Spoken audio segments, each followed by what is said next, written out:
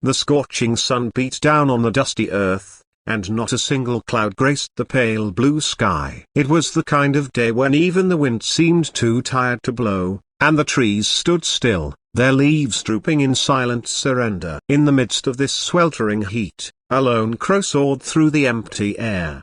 His wings, heavy with exhaustion, hung inward at his stomach, but it was thirst relentless and sharper that dominated his thoughts. Every beat of his heart echoed his desperation. His feathers, once glossy black, now looked worn and dulled by the punishing rays. His eyes scanned the land below, hoping, praying, for even a glimmer of water. But the land was dry, barren, and unforgiving. He had flown for hours, driven by the simple, primal need to survive, each moment pushing him closer to the edge of hopelessness. He remembered the days when puddles were plenty, when the rain kissed the earth, and streams whispered along the rocks. But now, those memories felt like dreams, soft, distant, and unreachable. Every place he visited, every corner he searched, offered nothing but cracked soil and false promises. His beak felt parched, his throat burned, and his wings faltered with fatigue. Yet,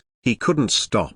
Not now. Not when survival demanded that he find just one drop. His journey wasn't just to search for water, it was a test of spirit, of will, and of wisdom. And as the sun blazed higher, his journey took a turn that would soon teach a lesson not only to him but to anyone who would one day hear his tale. Now, expanding Keynote 2 into 1,000 words, starting right where Keynote 1 ended, without repeating any word from Keynote 1. Suddenly, while circling above a forgotten countryside, the crow caught sight of something shimmering faintly near an abandoned cottage. His weary wings veered in that direction, driven not by certainty but by an instinct deep within. He descended slowly, careful not to waste energy. There, nestled between weeds and wildflowers, stood an old clay vessel. Weathered and moss-covered, it looked as though it had stood there untouched for years. The crow landed beside it with trembling legs, his heart pounding with cautious hope.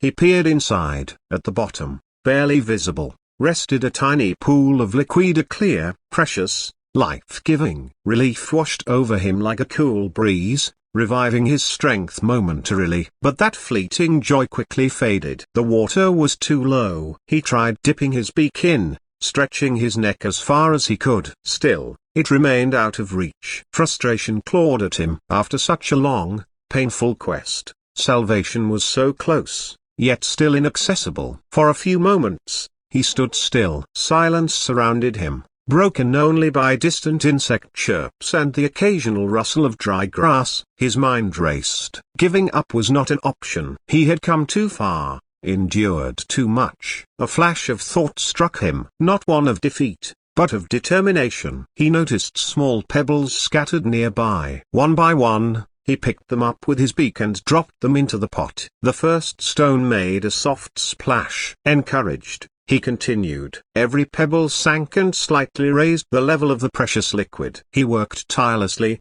forgetting his weariness. Time blurred. He focused only on the task, stone after stone, splash after splash. Gradually, the surface of the water rose. With each pebble, his confidence grew. The once unreachable was inching closer to attainable. Finally, after what felt like an eternity, the water rose high enough. He bent down and sipped. Cool, refreshing moisture quenched his burning throat. It was the sweetest taste he'd ever known, and not because of its flavor, but because it symbolized triumph. It was the reward of persistence, the fruit of clever thinking. As the last drops slid down his throat, a deep sense of peace settled over him. He looked around, feeling connected to the world again. The earth, though dry, no longer seemed so hostile. The sun, though fierce, felt less punishing. He had faced hardship, but he had not been broken. His trial had tested more than endurance, it had revealed resilience and insight. In a moment where most might have surrendered,